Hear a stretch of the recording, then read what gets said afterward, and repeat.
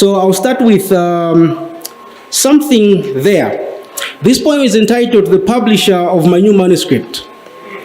To the publisher, you avid reader, I beg of your eyes and ears, read this written here slowly. Free your mind to imagine me writing the heaviness of my heart into words of a language I can try to employ.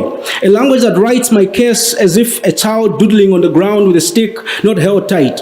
Just enough to rub the skin of the ground and insert a continuous dent the eyes can inspect. To say, you will most likely not read poetry or music or magic, but I ask that even as the temptations grows to ignore the gems packed in this, refuse to be lazy, to be easily corrupted by the roads already taken. Yes, the Yeats, the Forests, and the Shakespeares. In this, refuse to be lazy, to be easily corrupted by the metaphor overemployed of Keats, of Pound, of Basho. Read my work as well. My next poem is a bit serious, and I hope you can take this one seriously. It's entitled Boots. Boots keep order, but staggering boots keep danger safe. Boots keep order, but staggering boots keep danger safe and closer and fire bullets on innocence. Greedy boots rob, puppet boots harm, but boots are good when they step on rocks, scorpions, stones, evil. Boots are good when kept clean. Okay, now to something a little bit funny and playful. I would die by the hands of the woman I love.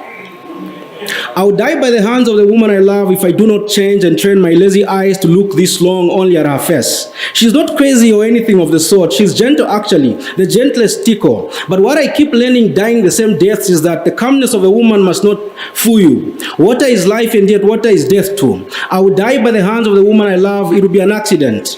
An outburst of emotions, a crime of passion, a manslaughter. It will be from something she will throw at me like an insecurity held at you in the presence of strangers. A madness born from the attention I would have deprived her time and time again. In the aftermath, she will not know how to understand it. She will not know what to say about it, but cry after her lover's heart, but curse my name to my bones.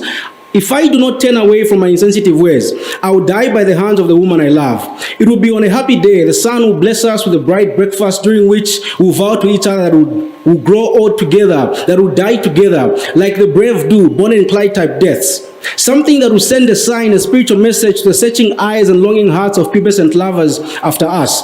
Something of the nature of protest, revolutionary chants and marches against the cowardice of death, against God, against state, of course, against the frailty of humanity. Like the brave do who walk out of the house without an umbrella while the skies pour, as if it spills God's secrets.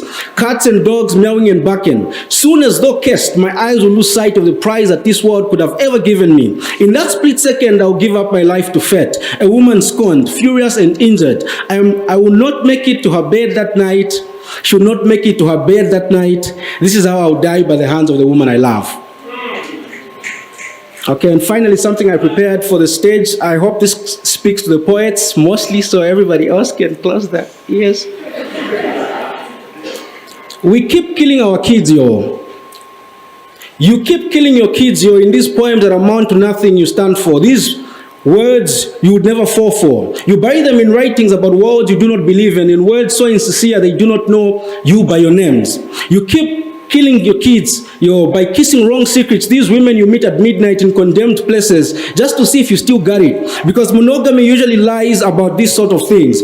And being very vulnerable wrecks you are, with ego so chewed, your cold balls of God shit, the high grade, disillusioned about what is right and wrong. You keep killing your kids on these treacherous throats, tunnels with no light at their ends. Who hold you Adams in contempt, these eves of promises that never come. Desire saved in the future, but guilt saved right now, hot and cruel like a mother's kiss. You keep killing your kids, these decisions that are really just choices of death.